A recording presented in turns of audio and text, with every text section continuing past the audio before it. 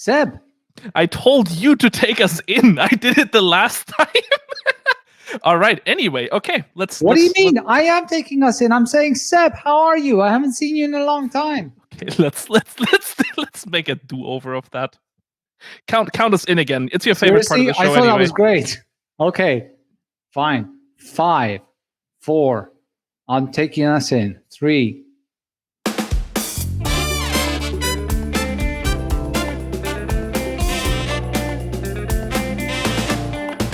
Welcome to Talking Kotlin, the show that is on YouTube. And where else is it, Seb? It's also a podcast on SoundCloud and anywhere else you can find podcasts these days. Yes, and it's also a video on YouTube and anywhere you can find YouTube these days, which is essentially YouTube. And talking about YouTube, we had our first angry comment, right? Yeah, we did. And I mean, honestly, we kind of committed the mortal sin that I wasn't aware of. I told you. I spent 4 years building up this show, introducing it, talking about the weather, and you stopped cutting that. Yeah, you've cultivated a culture, following. Yeah, that surrounds the weather. So I'm not sure how this show can actually succeed without it. So we're definitely bringing that back. But I think for that we actually need our guest. Hadi, do you want to tell us who we have on for today? Today we have with us an Android engineer at Facebook, and he also teaches development classes at Stanford, which is what we're going to be talking to him about. Please welcome Rahul Pandey. Rahul. Hey, thanks for having me. Thank you for joining us. Did I pronounce your surname correctly? Yeah, Rahul Pandey. That's pretty good. Okay, close enough. I think we need to get the most important part out of the way. How's the weather where you're at? Weather's been pretty good recently. I'm in Redwood City, California. So I think in general, Silicon Valley climate's quite good. Even in, February, March, it's, pretty moderate. Not too cold, not too hot. So pretty happy over here. I love hot. I love hot weather. I hate cold weather. Yeah, I grew up in Michigan. So definitely this is a much nicer place to be compared to Michigan where, it could snow in April. Much happier over here. That reminds me of a place we used to go for a conference. Back in the days, we used to go for a conference. It was in Ohio, Sandusky. And they used to organize a conference. It's called Code Mash. They used to organize it in January. And the only thing that was there was snow. Just like snow, snow, and snow. And an indoor water park, which is why they were having the conference in January in Sandusky, Ohio. Yeah, I feel like the snow is fun if you're there for like a day or two just to look at it. But if you're living there and you have to shovel it and you have to live with it every day, not a fun time. So. Have they not invented like heated pavements? They're just like constantly. Quick, get a patent. I have not grown up in a place where there's been a lot of snow. Forgive me with my silly questions. Anyway, let's start with some interesting questions. And for that, we need Seb. Yeah, sure. So first of all, again, thanks so much, Raul, for coming on to our show.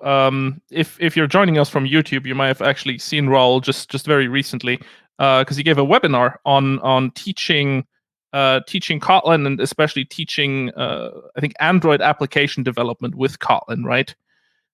Could you kind of like outline your role in teaching and how you teach kind of Android and Kotlin just to kick us off? Yeah, I'm happy to. Yeah. So I've been teaching this class at Stanford for about a year now. And the idea is that it's designed for people who have some programming experience. They've done at least the 2 or 3 intro classes at Stanford. And now they want to get hands-on practical experience building Android apps. And of course, the language that I use is Kotlin, which is why I'm here and talking to both of you.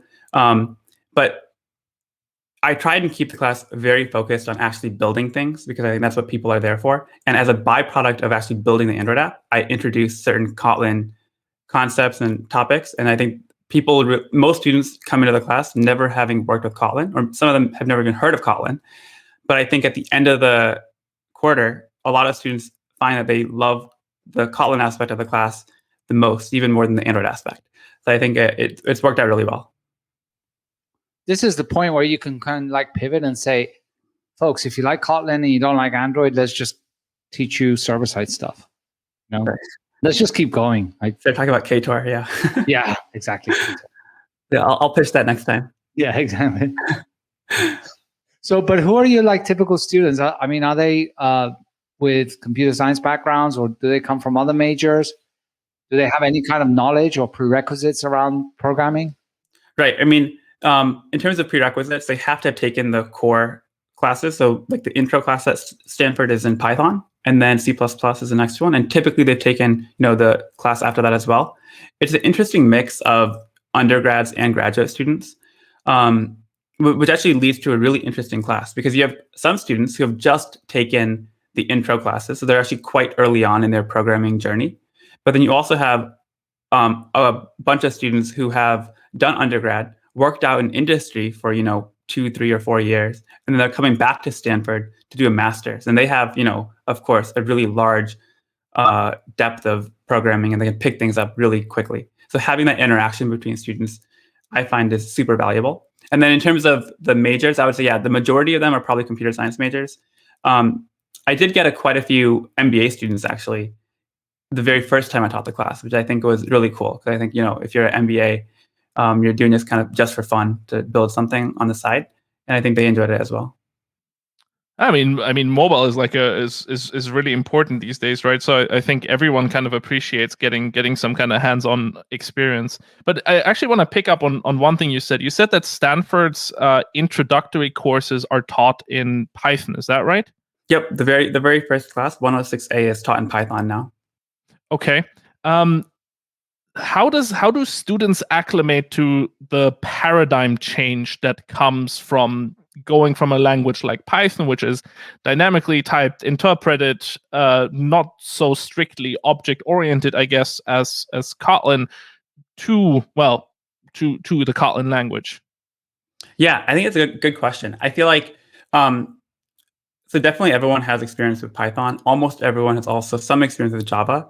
And I think the way a lot of students describe it is that Kotlin is like a very happy marriage between Python and Java, where you have a lot of the safety of types that you may not have with Python, but you also have a lot of the expressiveness of the language that you may not get with Java. So it's a very happy kind of mix between the two. And I think one thing that I found is really valuable in terms of teaching is being able to relate, here's how you would do this thing in Python, and here's how you do it in Java, and let's translate that code into Kotlin. And being able to show people, how idiomatic Kotlin looks is actually a really helpful way to get people comfortable with the language. Seb, I got a question for you. First of all, have you been reading the source Acclimate? It's like, what was wrong with Adapt? But anyway, so what did you pick up first in university? So when I started, I actually started out with Java as the first language. Before that, I did a little bit of like basic and stuff, but that was at home. But at university, we did Java, and then at some point, I kind of wanted to do mobile development, and funnily enough, I ended up learning Objective C from one of your colleagues from CS193P from Paul, who does the iOS class, because all the materials were available online, and I just sat through that and worked through those in a couple of months on my own time. So yeah, I'm very excited about that. Actually, speaking of this, the materials for your class, can people look at those online as well? Are these also available? I mean, so if you go to cs194a.stanford.edu, which is the website for the class, all the slides that I present along with the homework that I have, all that is public. Of course, like if you're not enrolled, then you won't be able to like join the Zoom sessions that we have for the actual class. But a lot of the content is available if people are interested. But there's no like lecture recordings. There's just the supplemental material, slides, code examples. Yeah, I have a lot of pointers to like GitHub where I just put some of the code snippets. But yeah, you're right. There are no lecture recordings. I think Stanford is actually pretty. They have a pretty robust policy around what lectures are they actually willing to put out in the public domain. Like 193P is a good example where it's actually quite famous in the sense that tons of people have taken it and benefited from it. But Stanford definitely doesn't do that for every class they offer. Okay, I see. So you know what, folks, what language I learned for mobile development when I was at university? For mobile development. There was no mobile development when I was at university. Yeah, I was learning Modular 2, but you could do really cool things with Modular 2, which we won't go into right now. I mean, I learned how to do a linked list. Anyway. So, impressive stuff, Hadi. Okay, I actually did a stack as well. I did a stack, I did a queue, a linked list. It was a lot of fun. It was really cool. And we didn't have Stack Overflow. Well, I had a lot of Stack Overflows actually, but yeah, we couldn't look that stuff up. So listen, I want to go back to the Python question a second. Have you encountered a scenario where someone that has done Kotlin and has done Python comes to you and says, like, why aren't they teaching Kotlin instead of Python? I guess I haven't had a student actually make it that explicit. I do know that students really become a fan of Kotlin, but yeah, I don't think they've ever gone to the point of like, let's change the whole curriculum to Kotlin. I mean, one interesting thing though is that the switch to Python actually happened relatively recently. Like when I went to Stanford, which is we're talking about 12, 13 years ago now. The intro classes back then were Java. And so the transition to Python actually happened, I think, in the last maybe 3 or 4 years. So I think they are, evolving it, but there has to be kind of enough critical mass of people who know Kotlin and use it in industry for them to actually make that right. step. So we can do another recording of this in a few years and talk about how Kotlin is now the language default in Stanford. No, I mean, I'm pretty bullish on Kotlin, to be honest. I feel like I think we probably should revisit in a couple of years. I do think that they'll start to be picked up more and more in the university setting for just teaching intro programming independent of mobile development. I mean, we would love to see it, right? We're really focusing strongly on everything outside of mobile as well here at JetBrains, and I think it's especially interesting that we're seeing Kotlin more and more in topics of, I don't know, data science, machine learning, which kind of some is currently pretty much a dominated field by Python as a language. So, do you want to walk us through how you structure your teaching? Because so what I got from you for now was that you introduce people with a strong focus on the Android platform and using code examples from other languages to kind of translate them over and acclimate them to what Kotlin looks like. But can you kind of speak a little bit more about how, for example, how you split your time between intro and then going for Android specifics, or how you keep people in the flow when you teach these kind of things? Yeah, I've thought about this a lot, so I'm happy to talk about my approach. And there are kind of 2 guiding principles pedagogically about how I approach the class. One is called flipped classroom. The idea there is that you try and have the time that you have in class, a synchronous time, and do something actually engaging and interactive with students, either students talking to each other, or I'm asking them for feedback or asking them for help on a particular problem that I'm doing in class with them. And then the time at home, the time when people have their own time watching things, that's where they can do the video walkthroughs, where they can pause the video, fast forward, slow it down, and rewatch things that they need help with, or skip things they don't need help with. So flipped classroom is actually really powerful because you can focus, you can make students feel that the time they're spending in class is actually valuable time, that they wouldn't have been able to get that value had they watched a recording of it. And that's especially important, with COVID, where you have to really compel students to show up and participate, right? Yeah. I mean, COVID is a whole game changer in terms of education as a whole. I'm interested to see kind of what sticks after COVID ends, but the flipped classroom has worked really well during these pandemic times. Yeah, I think the parties will stick. Oh, you're talking about, right, in the classroom. Yeah. Okay. Yeah, I think that there is actually a lot in the educational realm, which, you wouldn't have done it pre-COVID, but now that we've done it and we've built up some tooling around it in the past year or so, I think people have come to realize that there's actually a better way of doing it compared to pre-COVID. So I think a lot of it will actually change how we think about education going forward. Yeah, so I love the saying of the question, like who drove digital transformation in your industry, and the answer is usually a global pandemic. Right. Yeah.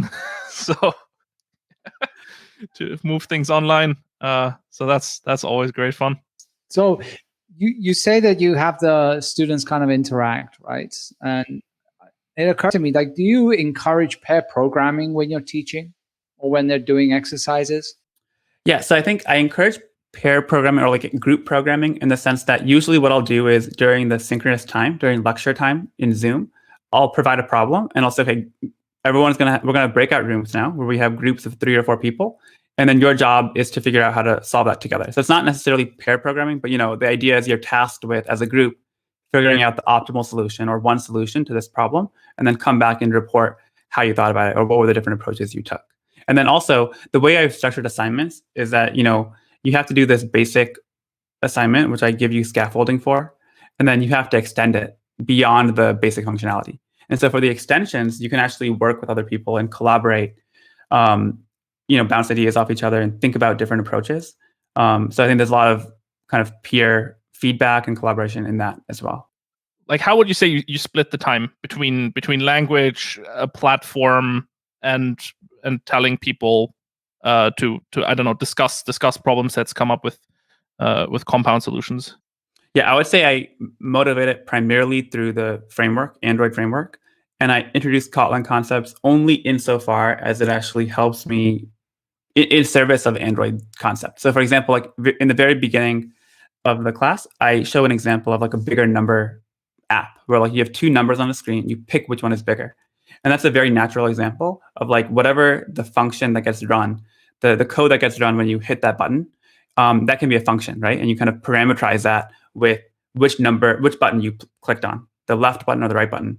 And so that's an example of where that's the first time I even talk about functions in Kotlin and like, here's how you create your own function with a parameter and types and so on. So I think that kind of approach, because people are there for Android. They signed up for an Android class. They didn't necessarily sign up for a Kotlin class. So I feel like I try and motivate the teaching in that way. And speaking about motivation, how do you stay motivated? Because I mean, anyone that's taught, right? Whether it's, even if you've been doing speaking and you go and give the same talk or presentation 10, 15 times, it completely like wears you out, right? Now you take that concept and you do it in a class where you have to, it could be a whole semester. How do you stay motivated yourself? Yeah, I think there's a couple things. One is that I've only taught the class twice. Ask me the 10th time, the 10th iteration, maybe I'll have a different answer. But I think, I've loved teaching it. And the other thing about Android, you probably know this, is that, Android changes so rapidly. So even between the first iteration and the second iteration, there was a gap of 6 months. Even in that time, some of the things I had done became out of date. So I had to redo some of my lectures or redo parts of my slides in order to accommodate these changes in Android. So I feel like that keeps you on your toes a lot more than, if you're teaching, introduction to C or Python, probably you don't have to make as many amendments to your lecture. Yeah, I think that would actually be a good slogan, Android, keeping teachers on their toes. I really thought this was going to be a JavaScript joke now, Hadi. I'm more than just JavaScript. Yeah. You're behaving. Nice. Good job. So is there actually, would you say that there are such significant changes in I was going to say in the JavaScript ecosystem, in the Android ecosystem, that significantly impact, like I assume you're mostly teaching foundations, like fundamentals. Are these things still changing so rapidly in your opinion? I would say that if you zoom out a little bit and you look at the 3 or 5 year time scale, things actually still are changing in a very dramatic way. So for example, I don't know if you saw the recent announcements about Jetpack Compose. So Jetpack Compose is going to be a very, very different paradigm, a very different way of structuring your layouts and building layouts. So things like the recycler view, which is one of the core concepts I teach in the class, you could actually avoid that altogether if you really dive into Jetpack Compose. So I think things like that are going to be changing longer term. And then more practically, Android Studio, the software changes a lot. So they had this plugin, which was included by default in Android Studio, called Kotlin Android Extensions, which basically allowed you a really nice way to communicate between the layout and the Kotlin file. So you could reference different views on the screen. That actually broke with an upgrade to Android Studio, which happened it happened recently, like less than a year ago. And so you had to use view binding, or you had to use these find view by ID calls in order to actually reference things. So things like that I have to constantly re-record parts of my videos or my lecture, because small things like that keep breaking if you don't keep them up to date.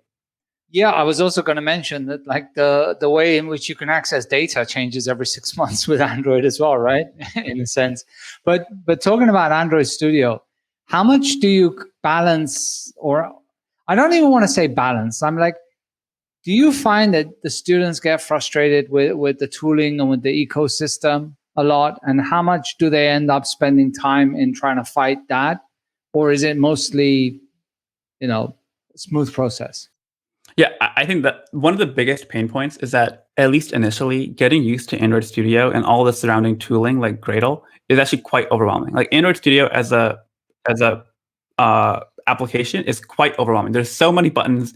There's so many things going on. It's very easy to, like, for example, close a project tool window and then, how do I get it back? I don't know how to do that. Or another example is I had a student who would, they would use an emulator. Like most students would use an emulator to develop their application. And after making any change, they would actually close the emulator and then restart it to deploy their new change. And so, like, I think they didn't realize that, you could keep the emulator running, but keep pushing a new APK or a new application onto the device. But things like that you don't realize can really eat up a lot of time and make you frustrated with Android if you don't kind of have that working knowledge of it. Do you still focus on some parts of the IDE? Like, I don't know, do you talk your students through how to debug, I don't know, IDE shortcuts, whatever, or is it really just however you get to the goal, just get there? No, I mean, so this is actually where I leverage my YouTube channel quite a bit, where I actually have a video about the Android Studio introduction. Like, here are the main buttons that you have to think about. So strip away everything, but here are like the core things you should really think about. And then I also, that's like required viewing. I make everyone watch that on my YouTube. But then I also have a bunch of other videos like shortcuts and things that, okay, if you really care about being efficient and like you want to actually spend more time in Android Studio and feel good about your workflow, then here, watch these other 3 or 4 videos. But I kind of leave it up to the student. So I think one of the other kind of approaches in my mind is low floor, high ceiling, meaning that, if you just wanted to get by and like just get the project done, it's actually fairly easy to do that. And I give you a lot of goalposts that you can hit in order to achieve that milestone and get credit for the class, if that's your goal. On the other hand, if you really actually want to build a career out of doing Android development, or if you just want to go deeper and publish an app on the Play Store, then you also have an opportunity there. And I give you a lot of references and guides that you can take on your own time and go as far as you want. So I think it's kind of up to the student to decide how committed are they to learning Android. So what's the hardest topic you found to teach? I think one of the hardest things initially is just the recycler view. I think, like, if you look at mobile like paradigms and you look at 80 or 90% of the screens that you look at on your mobile device is a scrollable list of items, right? Like, that's like the core thing that you do. It's like you go through your Twitter feed or you go through your Facebook feed. Like, everything is a list of items that you scroll through. And so a very natural thing is, let me put things in a recycler view and get data that you can put into the adapter. And I think students are always surprised by why is it so complicated to just show a list of items, where you have to have a view holder, an adapter, this recycler view component, a layout manager. Like, why are we adding all this complexity? So I feel like once you get over that, that's actually one of the hardest parts about, an intro Android class. Everything else kind of becomes smooth sailing after that. And do you talk to them about testing at all? And these are some of the reasons for this? I mean, at least for some type of architectures that you put in place. Right. Yeah. I mean, so that's actually one of the things that if we had more time, I definitely would talk about things like the testing pyramid and unit testing, integration testing, end-to-end testing. But right now, to be totally honest, we don't talk about Android testing or testing in general at all. I think people are way more focused on, let me just put pixels on the screen. Let me show off what I've built to my friends and my family. I think the motivation for testing at this stage in their development journey is actually quite low. I give them like pointers to here's how you can learn more about it. But yeah, we don't actually spend very much time in class at all talking about testing. Do you talk about like debugging and like, I don't know, error resolutions at all? Because I feel like this is always a topic where students, or being able to help yourself seems like a key skill, especially when things get complicated.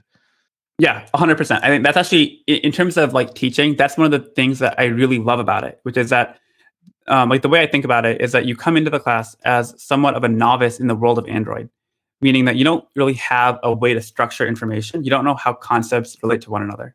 And the definition of an expert, in my opinion, is a person who can actually take a problem that they encounter and relate that problem to a previous problem they had, or information that they had collected previously, and they can figure out how to unblock themselves. So this idea of debugging and like being able to navigate people with the tools to unblock themselves, that's, I think, a core part of my job as a teacher. So in terms of how to achieve that, yeah, I have basically a video walkthrough where I talk about debugging. And the other part is that that's where the synchronous time in class is so critical. So I always try to avoid just showing code on a screen. Instead, I'll actually hop into Android Studio or hop into IntelliJ and show people like, okay, here's how IntelliJ is helping me with autocomplete. And here's how I can look at what are the different options I have. Here's how I explore the API. And I think being able to do live coding is really beneficial for people to understand, how do I think about approaching this problem? Yeah. And do you have any plans to, I mean, right now you're using, or let me rephrase what I was going to say. We previously spoke about how you're constantly updating the courses, right? That kind of keeps you on your toes. Until what level do you take it? Do you include things that are not released yet, like, for example, Jetpack Compose? Yeah, I mean, so I think the answer here, there's no right answer, I would say. Like, I'm pretty conservative when it comes to adopting new technology. So Jetpack Compose just hit beta, which is definitely a big milestone in terms of its stability. But I think I probably won't include Jetpack Compose until I see it being stable and actually being adopted in industry. I think I'm much more on the side of, let's do what is tried and true and what people have already established as best practices, and let me try and teach those. Unless there's a compelling reason to, I probably won't go to the cutting edge for a teaching class. So do you completely kind of constrain yourself to what ships with Android, or do you also kind of expand a little bit on the ecosystem? Do you have some tried and tested third-party frameworks, libraries that you usually pull in, maybe at a later point? Yeah, I mean, I think there's definitely parts of Android where it's unavoidable that you need to kind of use some third-party library. Like a good example is image loading, right? Like it would be kind of crazy to just use the framework for image loading. Almost everyone I know uses Glide or Picasso or Fresco, right? One of these popular image loading libraries. So things like that, I definitely will plug in a library. And I think there's also kind of, I'm not sure if there's 100% answering your question, but keeping it really focused on developing apps. I also talk about Firebase for a decent amount of time, because I think one of the core things that people want to do is I want to ship my own idea to the Play Store and actually get real, a CRUD application where I can create data, update data, and so on. And so I do talk about Firebase and the many libraries that Firebase provides in order to like be able to have a real-time database. So things like that, anything which is really applicable to, I want to build an app and I want to show it off to my friends and family, I try and include that where it's possible. So outside of Android, where do you want to see Kotlin grow in terms of academically? Yeah, I really do think that there is a lot of promise in kind of what we were joking about earlier, which is that a lot of intro classes, I think, could really benefit from Kotlin, because you have a lot of the benefit of the expressiveness of, Python, but you have a lot of the type safety of, a strongly typed language, and you force students to think about nullability and mutability of like a list, for example, right? I think things like that actually can make it really well suited for just general purpose programming beyond Android. And you can write linked lists in Kotlin. Well, why do we need your standard library, Seb? We should do this all ourselves. Well, you can if you want to, right? Yeah. After people have completed your class and they're kind of done with things, where do people go next? Are there more classes that you offer in Stanford? Something advanced, something that you maybe offer? Where do you see people going? Yes, I think there are two directions here, right? One is if you want to go further in the world of Android, that's kind of the end of the road at Stanford, at least. Like there's not like an advanced Android class. I think maybe at some point, if mobile becomes bigger and bigger, we might explore having a whole mobile development track. But right now, this is kind of it. And so for that, I think I encourage people to check out. There's a ton of really great content for Android, either on YouTube or Coursera, or Google has a bunch of code labs to explore more advanced concepts. So I always point people to that. And then within the Stanford curriculum, I think it depends on what you want. A lot of people are just there to learn how to build things. So we have the 193P that I think you mentioned you've taken, which is about iPhone development. We have a web development class. So kind of depending on how people want to structure their learning, they oftentimes will go out and do the other app development classes as well. Are you working at all together with any kind of, I don't know, Silicon Valley companies or something that bring, I don't know, a task or something to the classroom, or that are interested in people who graduate from your class, anything like that? Yeah, I mean, not right now. I think I would love to explore that. What I found is that typically, like, if you actually give students a real world app, like a real world bug and a real app out there, oftentimes the context required to actually understand the bug, understand how to even deploy the application, how to navigate, all that takes a bunch of time, which takes away a lot of the valuable, time that I have with students to actually give them more of the Android framework. But I think, yeah, like the idea of, identifying students who really care about Android and are high performers and giving them an internship opportunity or a full-time opportunity, that's something that I would love to explore. If I have that ability to cross the bridge between industry and academia. It's cool. Well, it's we're running out of time. It was great to have you as a guest on this show. Thank you for your efforts in promoting and teaching Kotlin. And it was great having you. Yeah, no, thanks for having me. I mean, I'm a big fan of Kotlin. I'm a big fan of teaching. So I feel like, it's been really fun to kind of dive into the world of teaching at Stanford and marrying Android and Kotlin. So it's been something that I've really enjoyed. And thanks for having me on the show. Now we just need to push it to all places. Yeah, everywhere. Kotlin everywhere. Oh, I still remember that. That was good. Yeah, that was good. That was great. Do you still want to shout anything out before we wrap up? I think we alluded that you have a YouTube channel. Yeah, I mean, if people are interested, I'd love for people to check out my YouTube channel. I primarily make content about Kotlin or Android.